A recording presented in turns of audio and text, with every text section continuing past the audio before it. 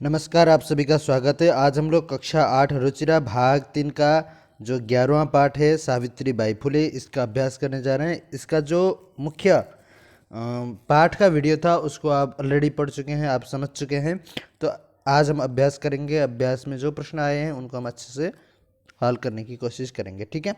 तो चलिए, जो पहला प्रश्न है, प्रश्न नंबर 1, इसमें कहा गया है एकपदेन उत्तरत, अर्थात एक पद में आपको उत्तर देना है। जैसे कीदृशीनाम कुरीतीनाम सावित्री मुखरम विरोधम अकरोध, ठीक है। किस प्रकार की जो कुरीतियाँ थी उसका सावित्री ने मुखरम, ठीक है, मुखरम मुखर रूप से खुलकर विरोध किया, ठीक है। इसका उत्तर है नीचे सामाजिक कुरीति नाम, ठीक है। एक पद में उत्तर देना था। अब इसी को अगर हम पूर्ण वाक्य में उत्तर देंगे तो कीदृशी नाम कुरीति नाम सावित्री, है ना। तो कीदृशी नाम के जगह पर लिखेंगे सामाजिक कुरीति नाम सावित्री मुखरम विरोधम अकरोध, ठीक है। तो के कूपात जलोद्धारणम अवारयन, कौन, है ना, कूप से अर्थात कुएं से जलोद्धारण, जल को निकालने के लिए अवारयन मना किया। किसने मना किया? तो इसमें क्या हो जाएगा, उच्च वर्गीय, हाँ, ठीक है। तो जो उच्च वर्गीय महिलाएं थी उन्होंने निम्न वर्गीय महिलाओं को कुएं से पानी निकालने में मना कर दिया था, ठीक है। तो उच्च वर्गीय हो जाए तो उच्च वर्गीय हा कूपात जलोद्धरणम अवारयन, का स्वदृढ़ निश्चयात न विचलति, कौन अपने दृढ़ निश्चय से विचलित नहीं होती है ना। तो सावित्रीबाई फुले, है ना। तो यहाँ पर सावित्रीबाई फुले स्वदृढ़ निश्चयात न विचलति, ठीक है। विधवानाम शिरोमुंडनस्य निराकरणाय सा कैहि मिलिता, विधवा जो महिलाएं थी उनका शिरोमुंडन ना हो इसके लिए वो किससे मिली थी, है ना, नापित ही, नापित से मिली थी, नाई से, है ना। तो विधवानाम शिरोमुंडनस्य निराकरणाय सा नापित ही मिलिता, है ना। सा कासाम कृते प्रदेशस्य प्रथमम विद्यालयम आरभत, है ना। सा, उसने, ये सी नहीं है, सा है, ठीक है। तो कासाम कृते प्रदेशस्य प्रथमम विद्यालयम आरभत, कन्या नाम, कन्याओं के लिए उन्होंने प्रदेश में पहला विद्यालय आरंभ किया था, ठीक है। तो देखिए दूसरा जो प्रश्न है पूर्ण वाक्य न उत्तर, तो आपको यहाँ पर पूर्ण वाक्य से उत्तर देना है। किम किम सहमाना सावित्रीबाई स्वदृढ़ निश्चयात न विचलते, है ना, क्या क्या सहते हुए सावित्रीबाई स्वदृढ़ निश्चय से विचलित नहीं होती। इसका उत्तर क में है।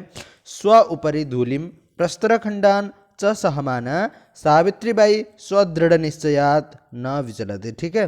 तो सावित्रीबाई अपने ऊपर धूल और प्रस्तर, पत्थर के टुकड़ों को, है ना, सहते हुए वह अपने दृढ़ निश्चय से विचलित नहीं होती है।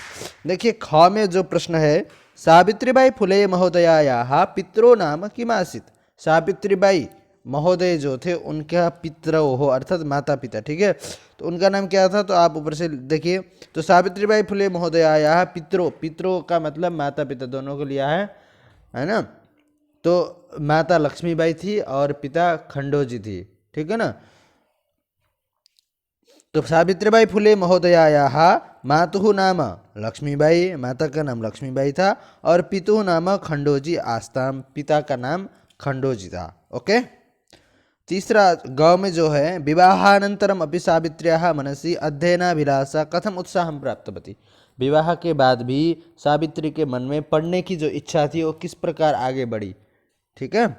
तो विवाहानंतरम अपि सावित्र्या मनसि अध्ययनाभिलाषा स्वपत्युः प्रयत्नेन उत्साहं प्राप्तवती, अर्थात अपने जो पति थे उनके प्रयत्न से उत्साह, है ना, को प्राप्त किया, ठीक है।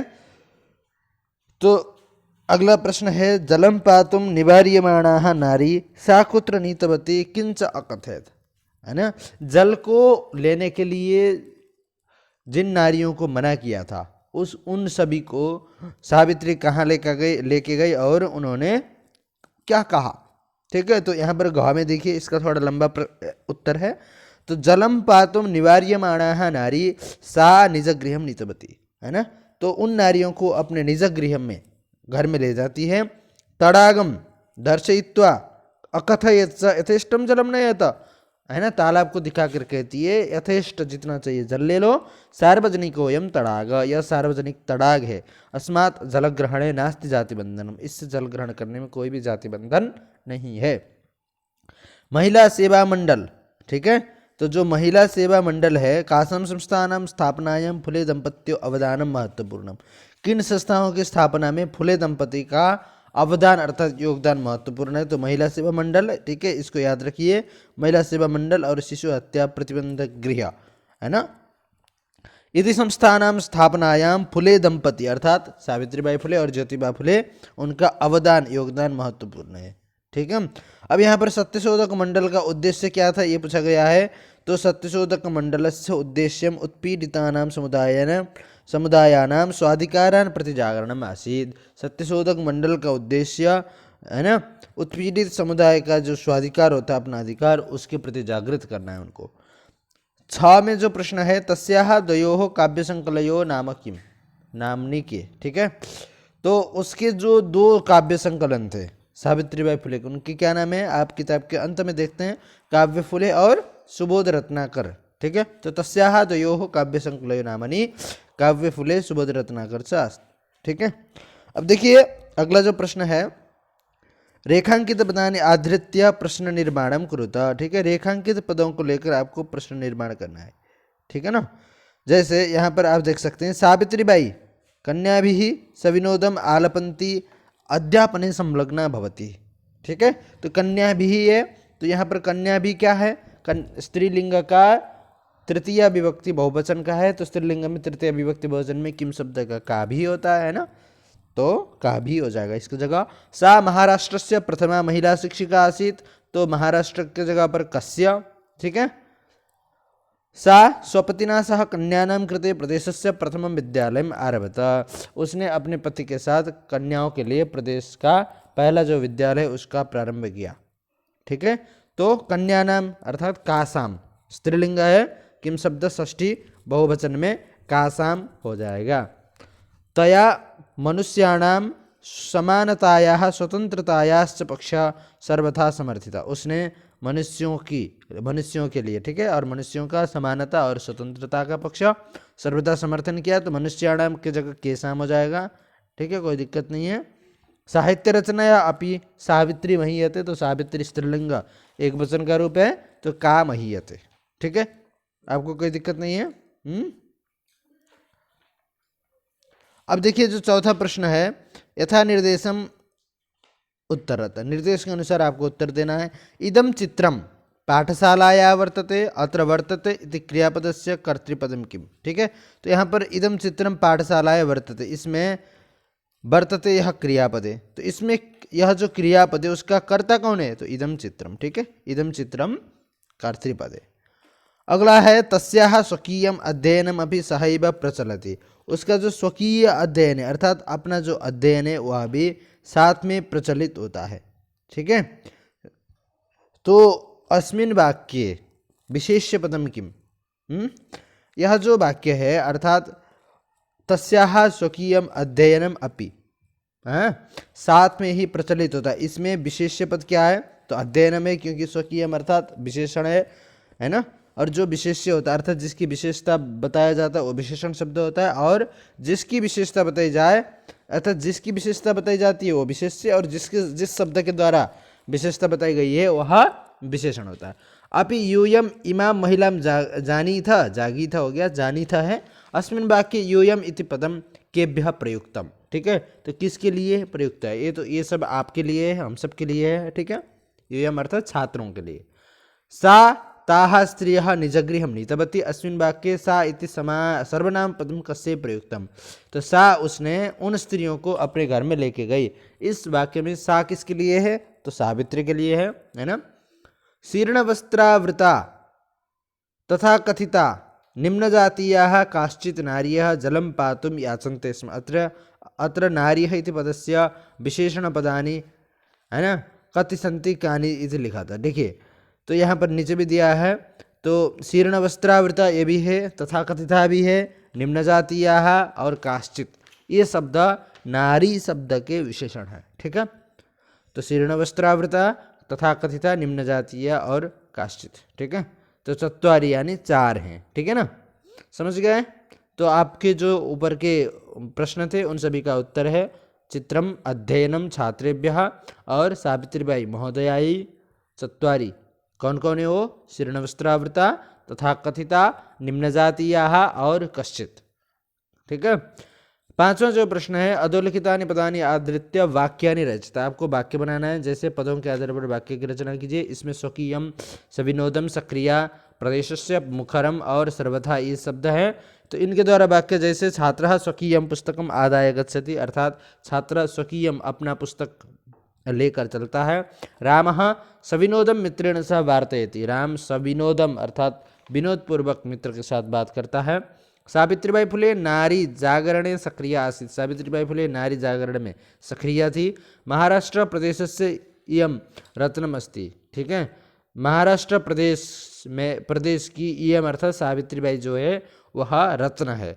सा नारी अथवा महाराष्ट्र प्रदेश से प्रथमा कन्या पाठशाला सावित्रीबाई महोदयेन उद्घाटिता, ठीक है, स्थापिता, ये भी लिख सकते हैं। सा नारी जागरणे मुखरम कार्यम करोतु, उसने नारी जागरण में मुखर है ना खुलकर कार्य किया।